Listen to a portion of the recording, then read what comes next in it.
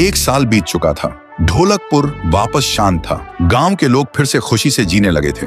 हर पूर्णिमा को लोग एक दिया जलाकर ठुन ठुन ठुन साहुर को याद करते थे। पर एक रात कुछ ऐसा हुआ जो फिर से सब कुछ बदल के रख दिया। लाशें फिर से मिलने लगी। हर 2 दिन बाद किसी न किसी के घर के सामने एक कटी हुई लाश पड़ी होती। गांव फिर से कांप उठा। एक दिन सब लोग महाराज के पास पहुंचते हैं और रो रो कर गांव की घटनाओं के बारे में बताते हैं। रात को महाराज 2 सेनापतियों से कहते हैं, जाओ और खोजो इस कांड के पीछे कौन है। लेकिन सुबह सिर्फ उनकी लाशें लौट कर आईं। एक का सिर था ही नहीं, दूसरे के पैर कट चुके थे।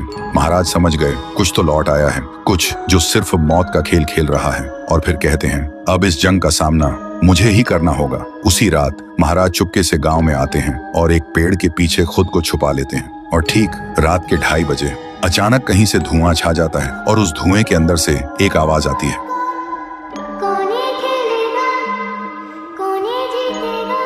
और फिर धुएं के बीच से निकलती है एक गुड़िया, गोल आंखें, एक बेजान सी मुस्कान, लेकिन चेहरा मौत का पैगाम।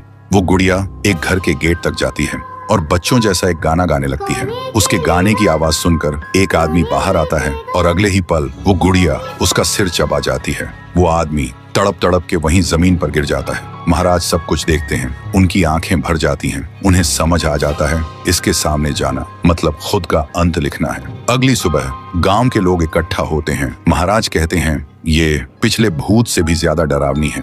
इसे सिर्फ वही हरा सकता है जो मौत को पहले ही हरा चुका है। और फिर एक पूर्णिमा की रात सब लोग दिया जलाकर पुकारते हैं, आप वापस आइए, आपके बिना ये गांव जिंदा तो है पर जीने जैसा नहीं। तभी एक आवाज गूंजती है,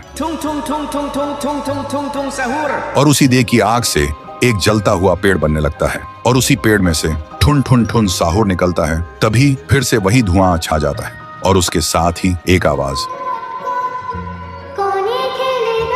सब लोग घुटनों के बल गिर जाते हैं और कांपती आवाज में बोलते हैं, हमें बचाइए, वो आ गई है। ठुन ठुन ठुन साहुर एक जोरदार जंप करता है और सीधा उस धुएं में घुस जाता है और शुरू होती है एक आखिरी जंग। ठुन ठुन ठुन साहुर और गुड़िया की। जमीन कांपने लगती है, आसमान से बिजली गिरती है और जब धुआं हटता है तो दिखाई देता है गुड़िया बिखर चुकी थी। हाथ अलग, सिर अलग, पैर अलग। और तब से गांव में फिर से एक नई सुबह हुई। महाराज मुस्कुराए, गांव वाले जीने लगे और उस दिन के बाद ठुन ठुन ठुन साहुर सिर्फ एक भूत नहीं रहा, गांव का रक्षक बन गया। लेकिन उसी रात कुछ ऐसा हुआ जो किसी को भी पता नहीं चला। गुड़िया का सिर, हाथ, पैर अपने आप जुड़ने लगे थे और फिर वो वहां से चली गई। तो दोस्तों, अगर आप देखना चाहते हैं पीहू वर्सेस गुड़िया तो इस वीडियो को 1 लाख लाइक्स तक पहुंचा दो।